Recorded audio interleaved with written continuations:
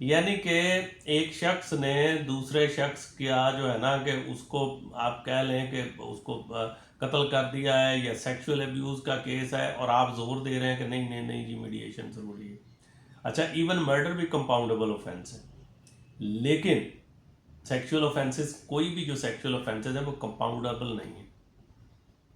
तो ऐसे में अगर वायलेंस जो है वो इस तरह का है कि उसके अंदर जो ऑफेंसेस बनते हैं वो कंपाउंडेबल नहीं है। अब ये कंपाउंडेबल और नॉन कंपाउंडेबल ऑफेंसेस का आपको कहाँ से पता चलता है?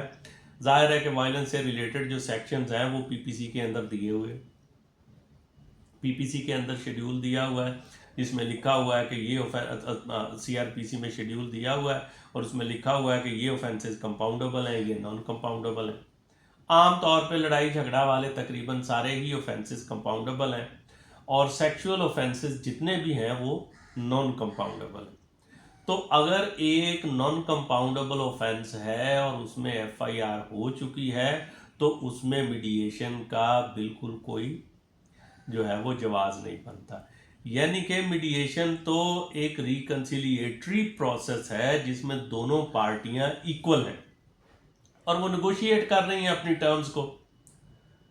लेकिन अगर एक पार्टी आसमान पे बैठी है या एक जो है वो वायलेंट है और दूसरा विक्टिम है, तो ऐसी सूरत में विक्टिम को फोर्स करें कि वो जो वायलेंट शख्स है, जो वायलेटर है, जो कोई सेक्सुअल अब्यूज़ जिसने जो है ना कि वो का मुर्तकिब हुआ है और और ऐसे ऑफेंसेस और वो सीआरपीसी के तहत कंपाउंडेबल भी नहीं है, तो आप फिर भी कहें नहीं जी रिकंसिलिएशन होनी चाहिए, तो ये बिल्कुल लॉ तो इसकी इजाज़त नहीं देता।